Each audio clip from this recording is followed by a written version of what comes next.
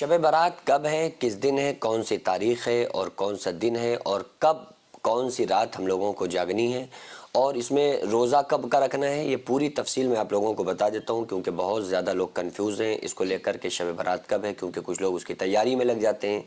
کچھ لوگ ایسے ہیں جو وہ ان تسبیحات کو ڈھونڈنا شروع کر دیتے ہیں، نماز کے طریقے ڈھونڈنا شروع کر دیتے ہیں، اس میں صلاۃ الحاجت پڑھتے ہیں، تو وہ طریقے ڈھونڈنا شروع کر دیتے ہیں، تو اس لیے وہ انہیں کنفیوژن رہتی ہے کہ آخر شب برات کب ہے اور کون سی رات ہے جس میں ہم لوگوں کو جاگنا ہے، کیونکہ اس رات کی بڑی فضیلت آئی ہے قرآن پاک میں بھی، اور آقا علیہ الصلوۃ والسلام کی احادیث سے بھی بڑی فضیلت آئی ہے، اس رات عبادت کرنے کی بہت بڑی فضیلت ہے، اور جو 15ویں شب ہے، شعبان کی 15ویں شب جو ہے اس میں جگار ہوتی ہے، اس میں جاگا جاتا ہے، اور اس کے بعد کل 14 دن باقی رہ جاتے ہیں، 15 دن رہ جاتے ہیں رمضان کے،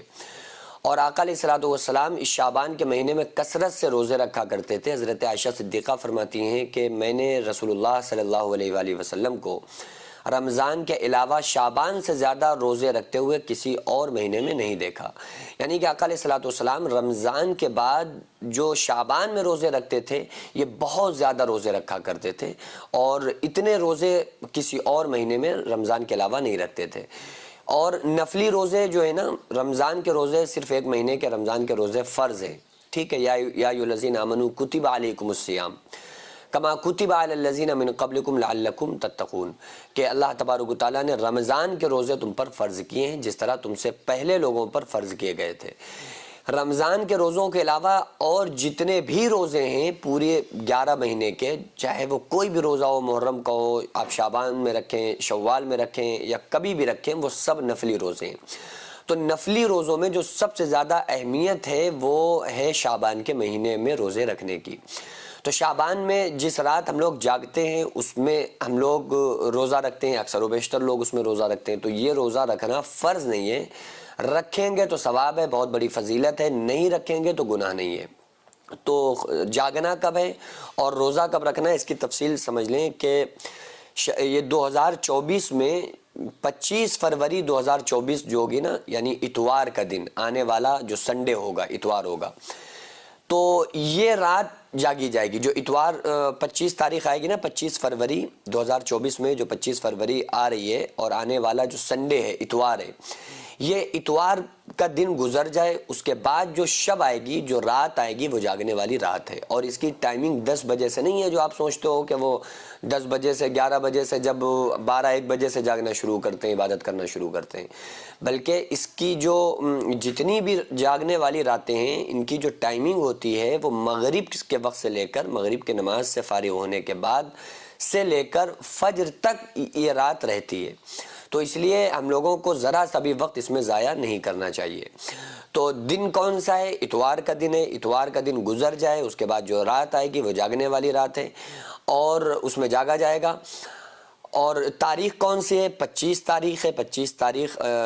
جیسے ہی گزر جائے، اور چاند کی کون سی تاریخ ہے؟ چاند کی 14 شعبان، جیسے ہی 14 شعبان گزر جائے، 15ویں شب لگ جائے، چونکہ جو شب ہوتی ہے اردو کیلنڈر کے اعتبار سے مغرب کے وقت سے تاریخ چینج ہو جاتی ہے، اور شمسی اعتبار سے جو انگریزی تاریخ ہے یہ رات کے 12 بجے سے چینج ہوتی ہے۔